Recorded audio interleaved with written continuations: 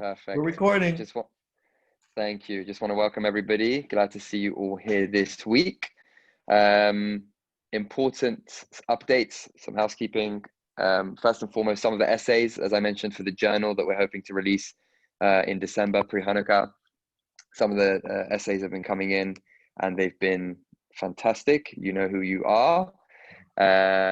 Beyond that, there's a survey that will be going out next week, which will essentially ask some questions relating to how the experience of the Talmudim have been over the last few weeks, and some of the ideas that we've got, and some of the things that, you know, trying to ask what you guys want to get out of this in the future, because we've got a lot of exciting things planned. You're going to hear more about the survey next week. And also, speaking about next week, we have our very special guest who's here today as well, Rav Shmuley Phillips.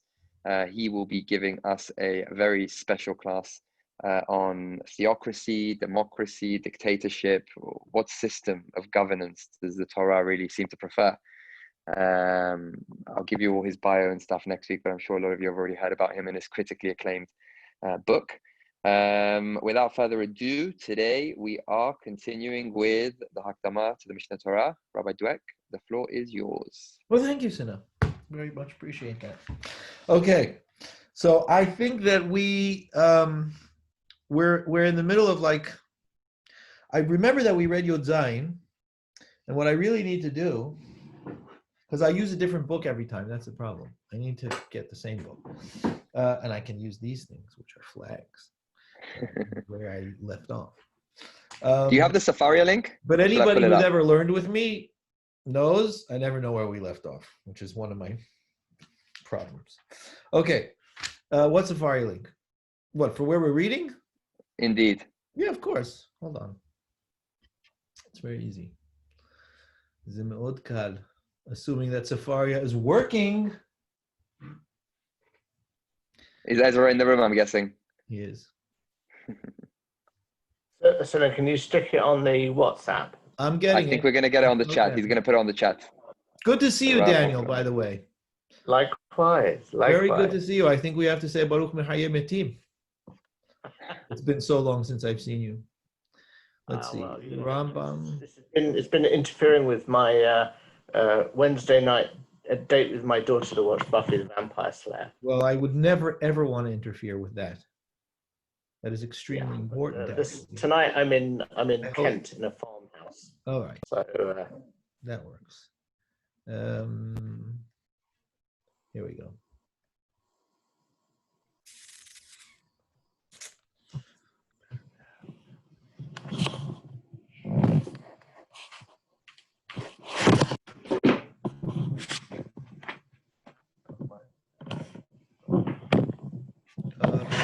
Yeah, I'm getting it. Okay, yeah. Okay. So I would say from here, really, and then you can, like, scroll down and follow along. Okay, so I put it there. Okay, so what we said last time was that Rabbi Yehuda Nasi, he got these people together and he wrote the Mishnah, and then there were the people that came after him that were received from him, and they wrote the Tosefta and the Baritot and so on and so forth. And Rabbi Yohanan was Mehaber the Talmud Yerushalmi, which was, of course, authored before the Talmud Bavli. And then he continues and he says, Migdolei HaChamim shekadu mirabu Shmuel. Right, from the Hachamim, and I remember we read this last time because I told you about Rav Tanau Palig, right? That whole discussion around that. Migdolei HaChamim shekablu Rav Shmuel, Rav Huna, Rav Yehuda, Rav Nachman, Rav Kahana, Migdolei HaChamim shekablu Rabbi Yohanan. Notice what it says over here. Notice it says Umigdolei HaChamim shekablu. Right, so it means there were several Hachamim, and they were all Gedolim. He says Harambam. Right, these were all Gedolei Hachamim, and they were mekabel from these people. Among them, Rabbi Yohanan, Rabba Bar Hanar, Rabbi Amer, Rabbi Aser, Rabbi Dimi, Rabbun. Umikilal HaChamim shekadum Rav Huna, Rav Yehuda. Notice it doesn't say Umigdolei HaChamim. It says Umiklal HaChamim. Very interesting change of words. Harambam doesn't do that for no reason. Okay. ומכלל החכמים שקיבלו מרב הונא, מרב יהודה, רבא ורב יוסף. ומכלל החכמים שקיבלו מרבא ורב יוסף, אביה ורבא. ושניהם קיבלו גם מרב נחמן. ומכלל החכמים שקיבלו מרבא, רב אשי ורב הינא. Why does it do that? Why does he do that? So strange, isn't it? Why all of a sudden does Harambam go from writing Umigdolei hachamim shekiblu to Miklal hachamim shekiblu? The Rambam doesn't do that for no reason.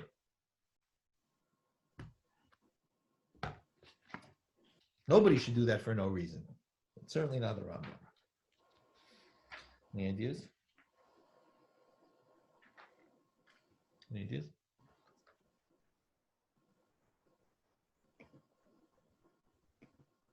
I don't assume anyone to really know it. I'm just asking because I'll be very interested if somebody actually does. It's not so pashut. Because what's happening over here is this. Migdolei Hachamim, we're talking about great Gedolei Hachamim in general, that in their own right are Hachamim and Gedolim. When we move from Rav Huna to Rav Yehuda and Rabbah and Rav Yosef and Abaye and Rava, what happens in terms of the transmission is different. There's a bit of a system that changes. And that is that the Rashi Yeshiva of Bavel are the leaders of Torah study in their generation, even though they are not necessarily Gidolei Hador. The Rashi Yeshiva may not necessarily be the Gidolei Hador or the only Gedolim that are around there, but because they are the Rashi Yeshiva, they are in charge of making sure that Torah is transmitted appropriately. So in the second section, where in Yutet, I think it is, where it says Miklal HaChamim, it doesn't say Gdolei HaChamim, because it's talking specifically about Rashi Yeshiva. And so the Rashi Yeshiva are recognized as that, but it's not talking about Gedolim. He will say later on, Harambam, notice in Kaf Aleph, go down, he says, Kol elu hachamim nizkarim hem gedolei hadorot. So he says that they're gedolim. But there in that particular paragraph, he's saying among all the hachamim were these men that were considered like Rashi Yeshiva. And he writes that later on also. He says, Mehem Rashi Yeshivot, right? Among them were Rashi Yeshiva. But this concept of Rosh Yeshiva didn't necessarily mean that they were Gadol Hador. It just means that they held this position of Rosh Yeshiva. And so Harambam defines them there in order to be able to recognize them as being in charge of transmitting. And so he finishes with not Rav Asher, but Rabbah bar Rav Asher, who was Mekabel Rav Asher Ravina. Yeah? But he recognized that the close of the Talmud occurs officially with Rav Asher.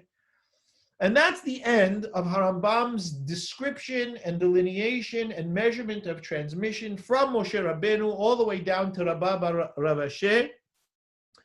And then what he does is something very strange. He then goes backwards, right? Repeats it all. So that's in Kaf, right? Which I have in front of me. And when I say Kaf, again, I don't know whether it's the same. I think it is. Yeah. In the Sefaria, it's the same. No, it's not. It's not the same. In Sefaria, it's 21. Right? So he then goes backwards. And going backwards is important because what Harambam is doing in that backwards track, right, which we're about to read through, are two things. One, he wants to show how important the transmission is, right? So he wants to show that it's coming straight from HaKadosh Baruch Hu down to Rav Asher, which shows, very importantly, that the Gemara is authoritative, that the Talmud that was written by Rav Asher and Ravina is authoritative, and it stems back from its roots to HaKadosh Baruch Hu and Moshe Rabbeinu Har Sinai. And he wants to show a clear line all the way back, which is shown in his initial presentation, but he meanders in the sense of he talks about the other people, there are groups here and groups there, and these among the groups were this.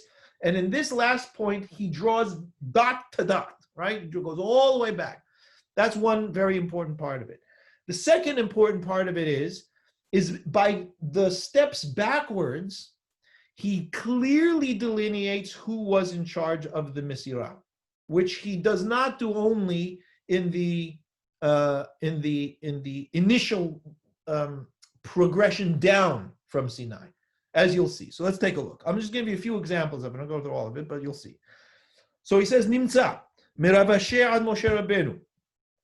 From Rav Ashi, and the reason he goes from Rav Ashi, because Rav Ashi, it says in the Gemara proper, Ravina ve Rav Ashi hem sof hora'ah.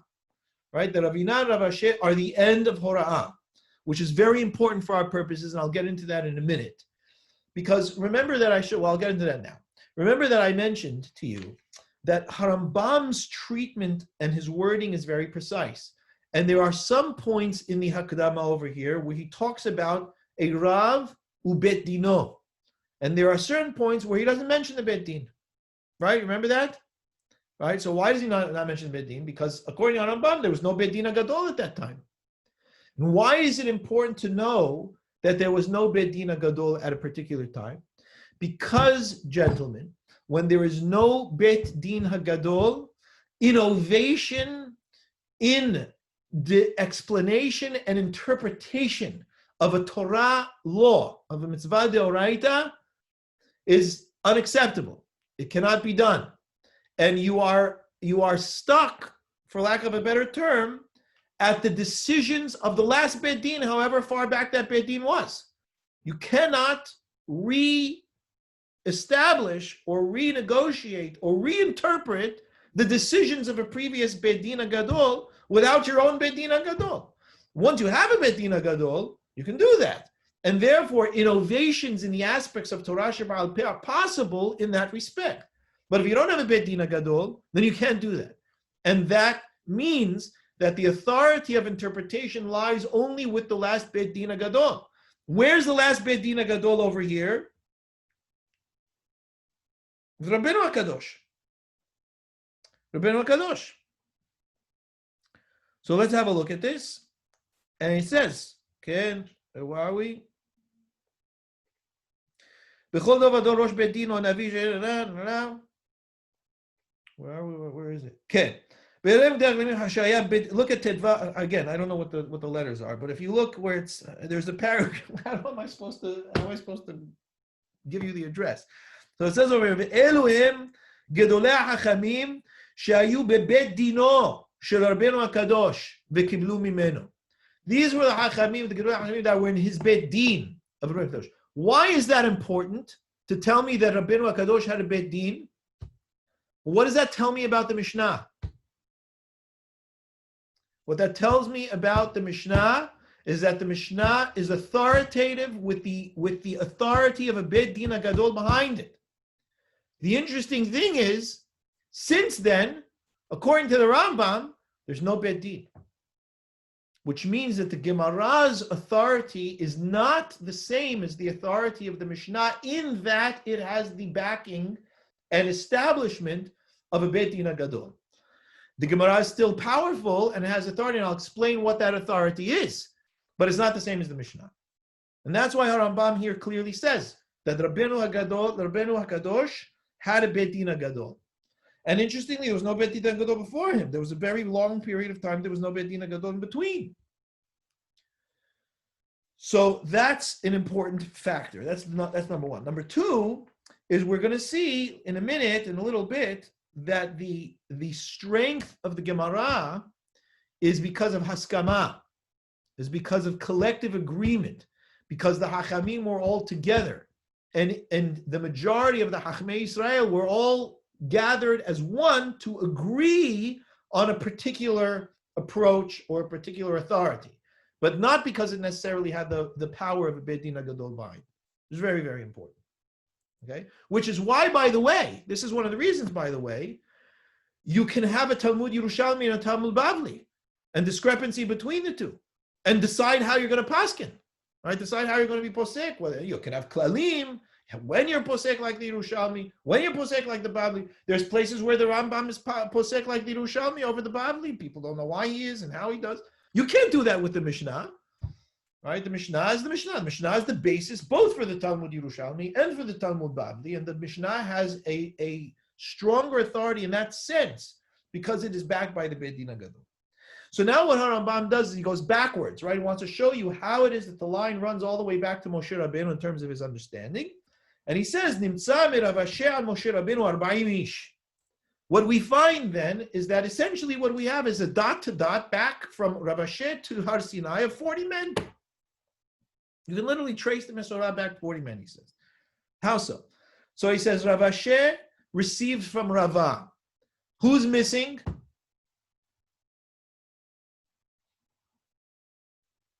Who's missing? Ravina. Not Rabbi Bar Hana. I already established that. He starts from Rav Ashi because it says Rav Ashi v'Ravina himso morah. But he doesn't say, first of all, interestingly, he doesn't say Ravina v'Rav Ashi kiblu, number one. And when he says Rav Ashi kibel from Rava, who's missing there? Hello? Abaye. Yes, Abaye. thank you. Abaye. Why doesn't it say that Rav Ashi received from Rava and Abaye? Notice he says 40 people. Counts it very carefully. What happened to Abaye? He just said over here, just in the previous one, Merabba v'Rav Yosef, Abaye v'Rava. Ushnehem kiblu gam Rav Nachman. Okay? What changes? Well, we know we have a halacha, for example. Rava and Abaye, who's the halacha like? Hello? Halacha is like Rava, chutz mi'al kegam. So that tells me that although Rava and Abaye were together and they were bar pelukta, they learned together and argued together, and their havayot, we talk about the havayot, the Abaye and Rava. The discussions of Abaye and Rava are looked at as a synonym for the entire corpus of discussion in the Talmud. Still, Rava had authority. Rava was the one that was in charge of the Mesorah. Even though there was Kabbalah by Abaye, and there was Kabbalah migdolei miklal hachamim, there was a lot of people who were mekabel. Rava was the one who was in charge. And that's one of the reasons why halakha is like him over Abaye, except in these particular situations. Yeah? And Rava was mekabel mirabba. How come not Rav Yosef? Yeah, and so on and so forth. So I'm just pointing that out because that carries on. Yeah? Yeah, so notice over there he adds Rabbi Yohanan v'Rav Ushmuel. He doesn't do that for no reason, because it's talking about the authority and responsibility of these men and these people, and how among the Gedolei Hachamim, Klal Hachamim Shekiblu, who was in charge of the bearing of the responsibility of the Mesorah itself. And that's what Rambam is establishing over here. And they kiblu mirabenu hakadosh, miraban Shimon aviv, miraban Gamliel aviv, miraban Shimon aviv, miraban Gamliel azaken aviv, miraban Shimon aviv, mihilel aviv Shammai. All of a sudden he throws Shammai in there. Okay, and then notice what happens. Now we have zugot. Umishamai avav talion, mihuda v'Shimon. So those Hillel and Shammai, Shammai av talion, Yehuda v'Shimon. There you had a Rosh Yeshiva, you had a Nasi, not Rosh Yeshiva, you had a Nasi and an Av Bet Din. Remember, those are the period of the Zugot. The Nasi and the Av Bet Din had equal authority of transmission. Different than Rava and Abaye. Notice that. Yeah? Mi Yehoshua v'Netai, Mi Yosef v'Yosef. Again, you have these Zugot. Mi Antignos, Mi Shimon HaTzadik. Now we go back to ones again. Mi Ezra. And then we go into the Nevi'im. And the Nevi'im, mi Baruch, mi Yirmiyah, mi Tzefaniah, mi Habakuk, mi Nahum, mi Yoel, mi Micha, mi Yeshaya, mi Amos, mi Hoshea, mi Zechariah, mi Yehoyada, mi Elisha, mi Eliyahu, mi Ahiyah, mi David, mi Shemuel, mi Eli, mi Pinchas, which is a massive jump. Right? That's the famous massive jump between Pinchas and Ali. If you want to know my opinion of this, which again, it's only my opinion, so this is in no way authoritative or anything that you should pay any attention to, but I'm throwing it in there. It's important to realize there was no Bet Din during that period of time between Pinchas and Ali. And so when it says, and notice, he says, there was a whole argument. Did Eli receive directly from Pinchas? Then they say, no, there were other people, but also from Pinchas. And essentially, the way that I understand it in the most pashut way is that it says that he received from Pinchas because Pinchas was the last Beit Din. And that the transmission was happening through that period. Remember, the period of the Shoftim is this crazy period, right? The period of the Shoftim is this crazy, crazy period. And it's very difficult. And it says that in the time of Eli, nobody was going up to the Mishkan, nobody, en Hazon Nafutz, it was a very dark, confusing time for Israel. So it's kind of like, to take the analogy of Star Wars, like all the Jedi had to go underground, There was no openness about it. There was not a great. So transmission was happening, but we want to look at it as though Eli received, and I don't mean as though only as though it's not true. It's true. Pinchas gave it over, and it carried over very carefully, very secretly, in a time of great turmoil and confusion and essentially chaos, right?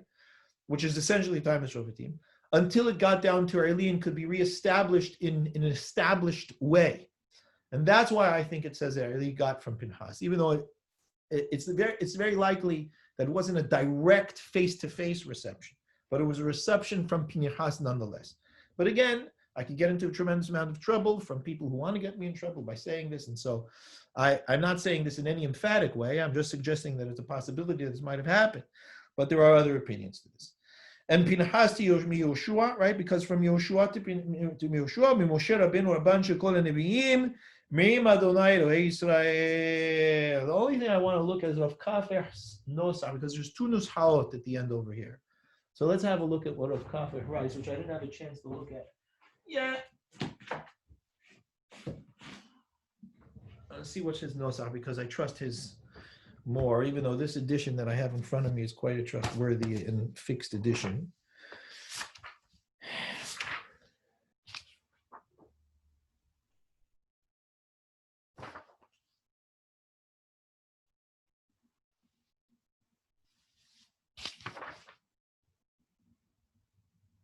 Oh, listen to this.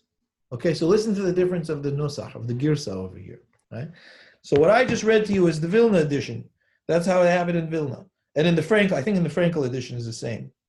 So what does it say over here? It says, Yehoshua mi Moshe Rabbeinu, right? So Yehoshua received from Moshe Rabbeinu, Rabban shel kol HaNevi'im, the master of all Nevi'im, Me'im Adonai Elohei Yisrael.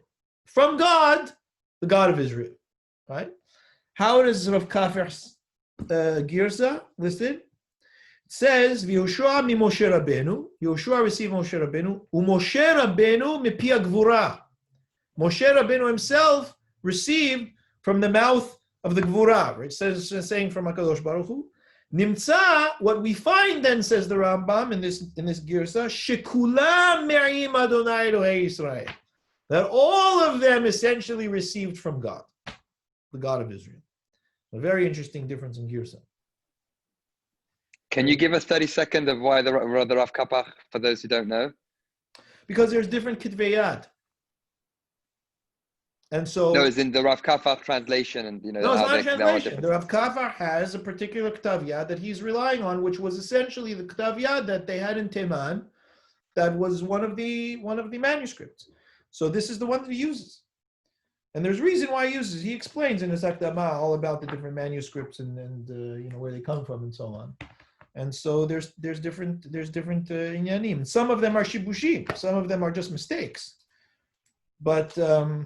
This seems to be two accepted girsaot because, and there's more than one girsa and Ktav Yad that we have of the Rambam. And that's why it's interesting. What I'd like to see, I didn't read up on this terribly, but we have the Ktav Yad of Sefer HaMada, in which we have a few of them, in which they were copied by Harambam's Talmidim, and Harambam himself in the back of the book writes, Sefer ze mugam misifri. This book was checked against my book, and he signs it, Moshe ben Maimon. So it's like an authoritative, endorsement that this is an official transcript, of my book, which is the source. And we have that, which likely includes the Akdama. So to be honest, I haven't looked at, I know that there's a discrepancy in Girsa, but I haven't looked at what's the inyan of Girsa. If I take a quick look, I'll take a quick look of Kafir. And he says, this is way off. What is going on over here? Oh, he doesn't even bring a note on it, which is odd. He doesn't bring a note on it. Yeah. So, okay. So clearly what the Rambam is trying to do is to show that the Mesorah of the Torah Shebaal Peh that we have is a direct link back to Har Sinai and Moshe Rabbeinu. And, we're not talking about 400 people. We're talking about 40 people that basically were in charge of being able to transmit and bring it down. So he then continues and he says, Kol elu hachamim anizkarim hem gedolei hadorot. He says, all of these people that we mentioned, they were the gedolei hador. Mehem Rashi Yeshivot. Among them were those who held the position of Rosh Yeshiva, not all of them. Mehem Rashi Galuyot. Among them were people who held the position of the Rosh Galut, right, the Resh Galuta. Mehem, the Sanhedre Gedolah. There were those who sat in the Sanhedre Gedol, right, in the Bet Dina Gadol. Very mahem, and with them, Bechol Dor Vador, in every generation, Alafim Urbavot Shishamu Mehem, very mahem. There were thousands and tens of thousands of Jews who learned from them and heard from them and experienced Torah through them. So this wasn't some isolated. What? 1 minute. So this wasn't some isolated sect, right? That was running the secret knowledge across the generations. This was the way the Torah was spoken. There were many, many, many people who heard it from them, and it runs from one generation to the next. Going Rama. Yes, Daniel.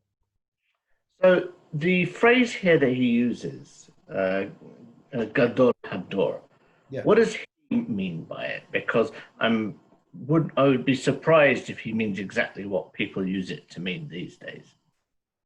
I don't know what it is that people mean by it these days. What Harambam means by that is simply they were the greatest Hachamim of Torah of their generation.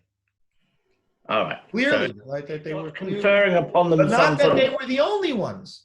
He says they were recognized as Gedolei Dorot. They were recognized as the great Hachamim of their generation. They were seen as such, and that's why it says they had all different roles that they played. But those roles that they played were other than, or different than, or side to this responsibility of being what Harambam considers the Ma'atikei Shmuel. They're responsible for passing down the transmission of Torah Shebaal Peh. That they were entrusted with, regardless of whatever role they held, whatever position they held, whatever official, aspect, the hat they wore. That was the core of their being. They were Hachamim Gedolei Hador, entrusted with the transmission of Torah. So for whatever reason, they stopped being a Rosh Yeshiva, right? Which we've seen has happened, in the history. That didn't mean that they stopped being the ones who were entrusted with passing on the Mesorah. In other words, being Rosh Yeshiva or Resh Galuta was not necessarily synonymous with being the Ma'atika Shmuar, the one that was responsible for the Mesorah. That had to do with being the Gadol Hador, right? Meaning the one who was for whatever reason, the one that was entrusted by the previous Moser to be the one to be Moser to the future. Okay? Then he continues, and now he gets into the question of the Gemara, right? And what's the deal with the Gemara? So he says, look, now that we know that we have this transmission that is official, and it goes back, according to the Rav Kafir's Girsa, V'kulam Hashem Eloi Yisrael, all of them are essentially receiving Torah from Hashem Eloi Yisrael.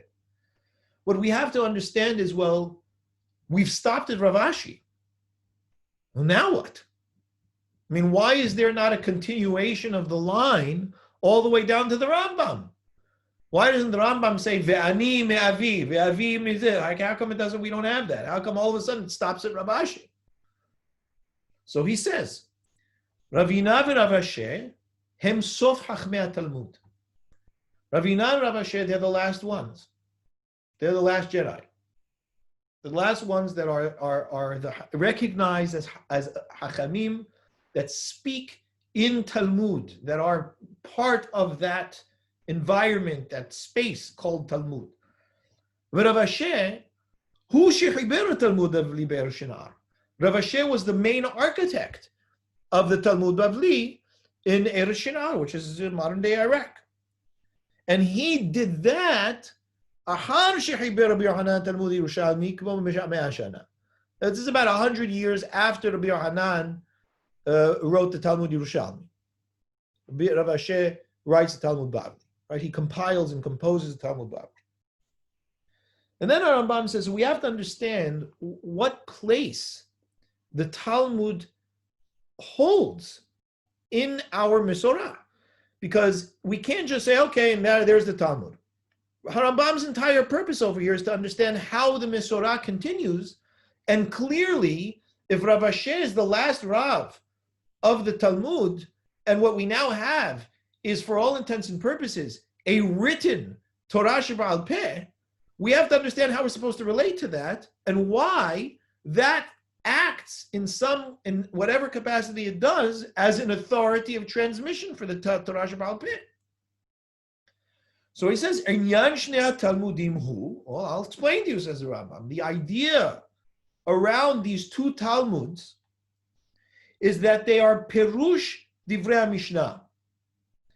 They explain to us the words of the Mishnah, ubiur amukoteha, and it expounds for us the depths of meaning held within the words of the Mishnah. That's number one. Right, so that's the first thing that the Talmud's purpose is. Both the Yerushalmi and the Bavli, although the Yerushalmi and the Bavli do it in very, very different ways, which we can address.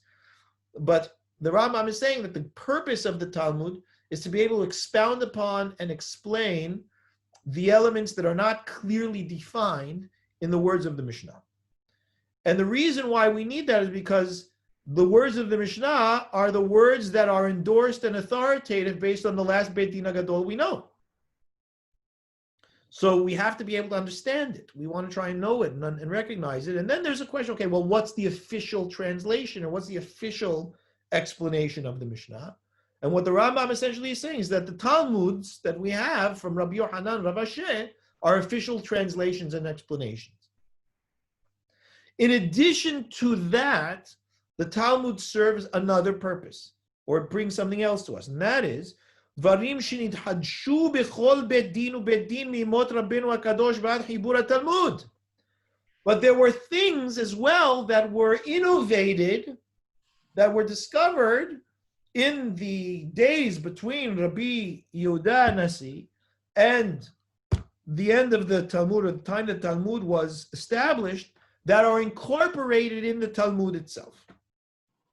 They're incorporated in the Talmud. What is it? This is Dinim Muflaim. No, not necessarily Dinim Muflaim. It's just interpretations of any of the Dinei Torah, whether they're Muflaim or not. Right, okay. Yoshua ben Zadon. Yes. Were the people in Babylon aware that the Yerushalmi had been published 100 years before? It wasn't really published. Well, it was compiled. They knew, of course, that there was inyanim that were established or put down by Rabbi Yohanan in the Talmud Yerushalmi. And in the Talmud Bavli, they talk about the fact, what was written. They didn't always know or see because they relied on travel from one place to the next. So, you have to realize that they would wait to hear, and we have that a lot of times in the Talmud, where they'll have a discussion in Bavel, and all of a sudden somebody comes back from Eretz Yisrael and says, well, this is what they say there. And oh, okay, fine. This is what it says in Eretz Yisrael. So, is it? Yeah. So they were aware of the fact that there were discussions happening in tandem and prior to much of what was going on in the Yeshivot of Babel. Remember, in the Yeshivot of Babel, we're all over the place. You had Nardea and Pumbedita and Surah, but there was stuff going on in Israel that they could only know by traveling back and forth. And the travels back and forth also, how much information can you hold? It's whatever's in your head and what you heard and remembered. Yeah. So There were writings that went back and forth, but that too was not easy to expound and accept. One of the things that is important to realize, though, is that they didn't necessarily hold simply because Rabbi Yohanan wrote down the Talmud Yerushalmi, that shut down discussion. But wasn't Rabbi Yochanan recognized as the biggest? That's fine, absolutely. But it doesn't mean that we stop the discussion. We can continue the discussion. And there may be other ideas. And we may not like necessarily what it is that they interpreted and how they interpreted. And we don't have to necessarily accept, because maybe I heard differently.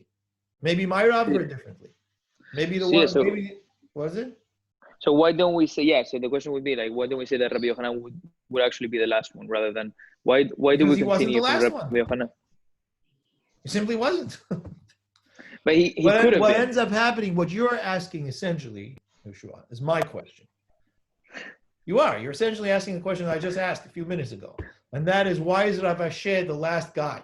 It's another way of asking, why is Rav Ashi the last guy, not Rabbi Yochanan the last guy? So why is he the last guy? Right? That's the same question. And the reason for that we're going to see. Listen, bear with us, right? Mishneh Talmudim min Tosefta, Misifra, Visifre, min Toseftot, Mikulam. From all of these writings, the Mishnah, the Toseftot and Baraitot, and the Talmud in its development, Yitba'er ha'asur v'mutar, v'atameh v'atahor, v'hayav v'patur, v'akasher v'pasur, kemo she'etiku ish mipi Moshe misinai. And through all of that, we come down with what is mutar and asur and kasher and pasul and hayav and so on, right? From all that was gathered through all the generations and all the discussions and brought down to be able to understand what is mutar and what is asur and all of those various aspects. In addition to that, there's gezerot. So it's not just interpretations of Torah law and definitions of Torah law and the various aspects of Torah Sheba'al Peh that come with it.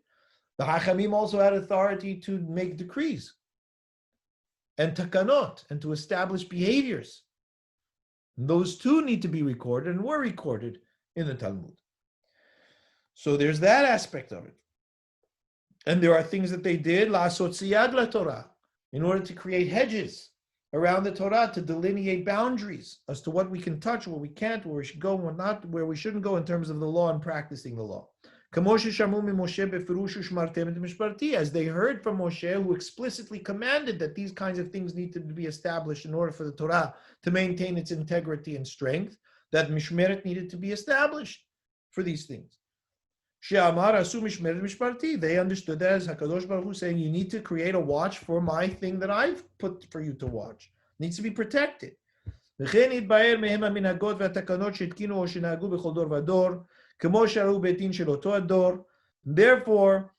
it also includes all of the gezerot and takanot that were made in every generation, as the Bet Din saw fit in each generation, because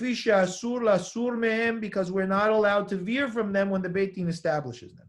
Shene'emar lo tasur mikol davar asher agid lecha yamin usmol. And in addition to that, Mishpatim v'dinim peleim, which is what Daniel was talking about. Shelo kiblu otan mi-Moshe, v'danu b'ahem beit din hagadol, she'oto ador, m'midosh haTorah nidreshet b'ahem. And there were things that Moshe didn't talk about. There were things that Moshe didn't say. There were a whole bunch of things that were not mentioned and discussed, that the Hachamim themselves needed to be able to respond to because of the innovations of society. And those were things that were extraordinary from what was given over from Moshe at Sinai as part of the basic corpus of Torah Sheba'al Peh and Torah Shebichtav. And those are things that were established and incorporated as well in the writings of the Gemara. Ken daru b'hem Bet Din HaGadol, the Bet Din HaGadol established them, she'oto ador midosh haTorah nidreshet b'hem, using the hermeneutic rules that we've seen. Upasku otan hazekenim v'gamru adin shekachu, and the Hachamim established them. Hakol Hiber Rav Ashi b'Talmud.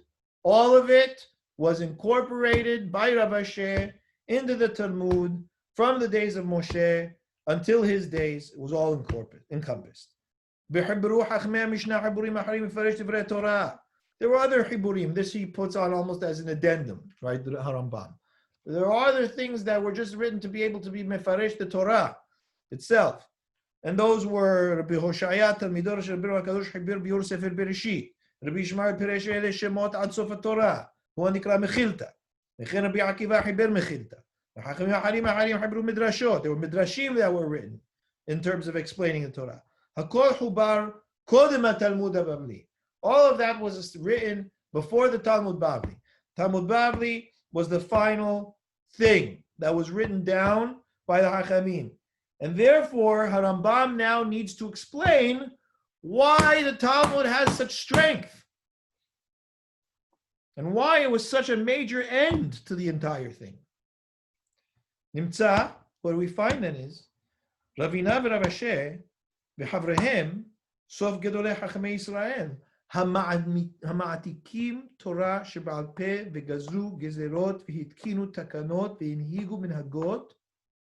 They are the last ones that had the authority to establish gezerot, decrees, takanot, behaviors, and that people need to do in order to be able to create a structure of society, to establish behavioral approaches to things, which is minhagot, to establish definitions of law that were not given over to Moshe Rabbeinu.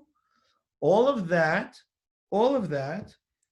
happened until the close of the Gemara, because what was happening until the close of the Gemara was transmission.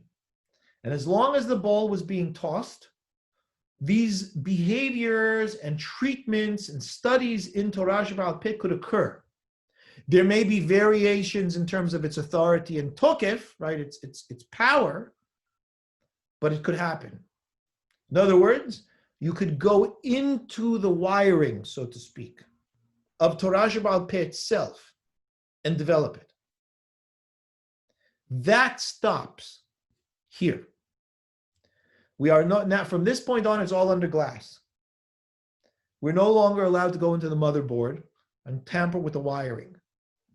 And that's a massive thing, because that means that there's a severe aspect of galut that sets in, that we experience, that from that period of time for about 2,000 years, less than 2,000 years, about 1,952, 3 years, that this sets in.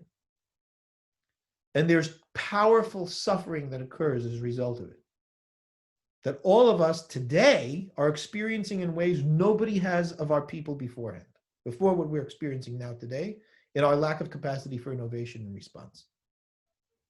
But it stops there. Ahar Bet Dino shel Rav Ashi, after the Bet Din of Rav Ashi, shechiber Talmud bimei beno Gemara, nitpazru Yisrael bechol aratzot pizur yater. And there you have it. The reason it all stops is because everybody scatters. You don't have the strength of a unified people, at the very least geographically, anymore.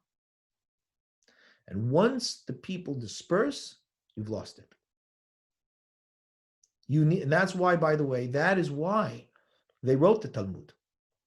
The reason they wrote the Talmud down, which was not a thing that anybody should have ever done, the reason why they write the Talmud down is because they recognize that after Hillel and Shammai already, the Talmidim are mitma'atim, and things are going downhill.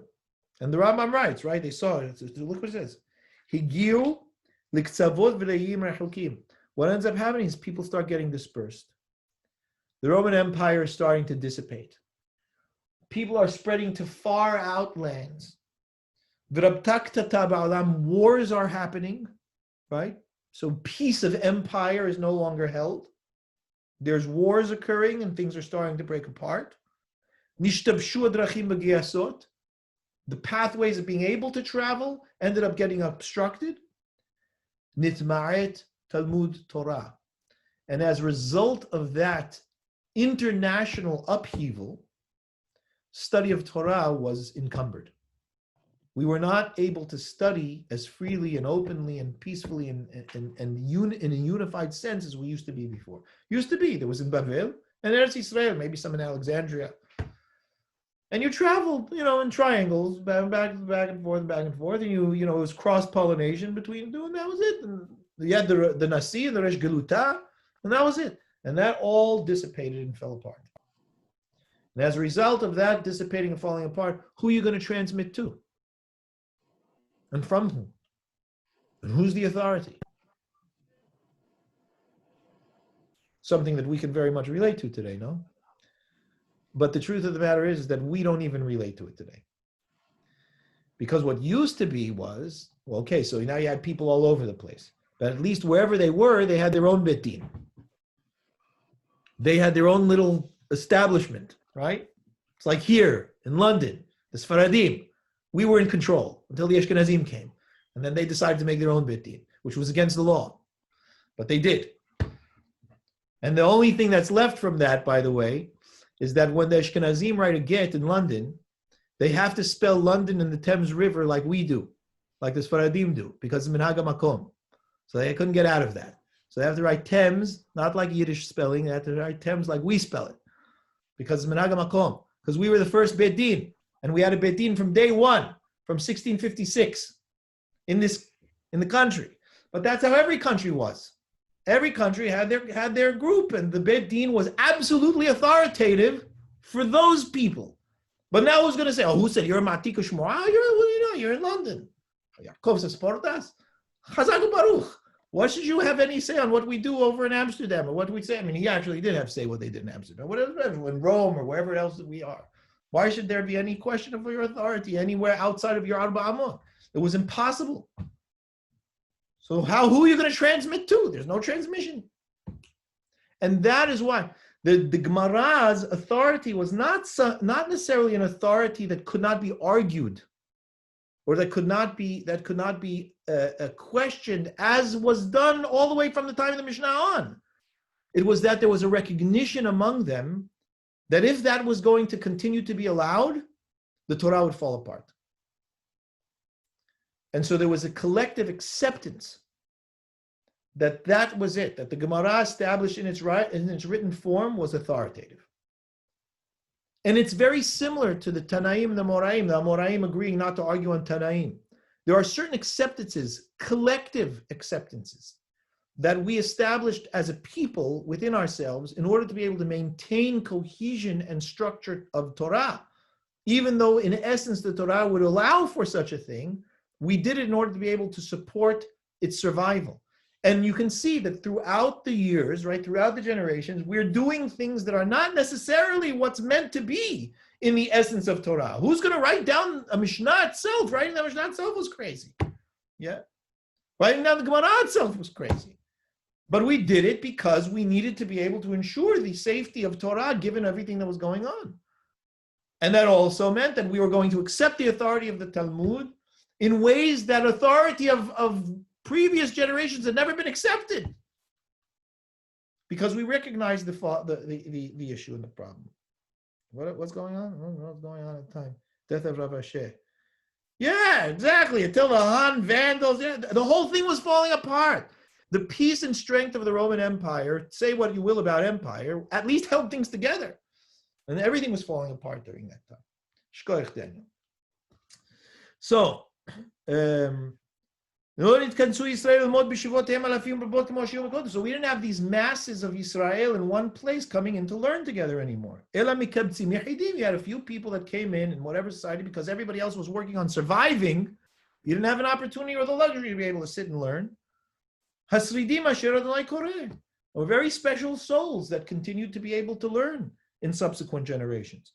Every city had its own Hacham, or whoever was able to learn. And then what they had to do, all of a sudden learning changed also. It's important to be able to understand the weight of this.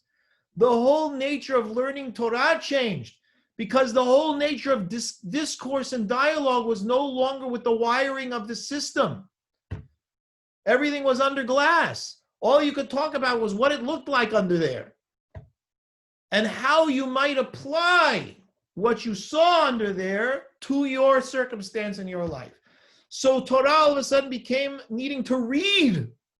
Whoever had to read anything? Nobody had to read anything. You had to read the Torah Shebichtav, and that was it. Maybe some, Megillot Starim that people had. It was dialogue. It was discussion. It was dialectic, not reading. I'm telling you, you come in, you show somebody this from the time of the Gemara, and they would say, what on earth happened to you people? How are you supposed to read all of that stuff? They didn't do that reading. It wasn't reading. There was discussion.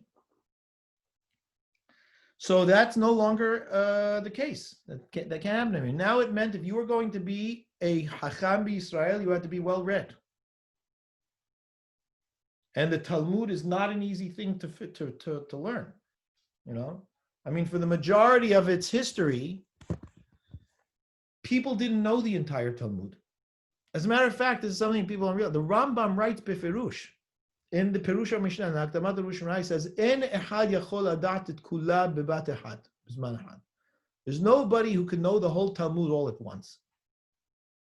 It's the Rambam who did, right?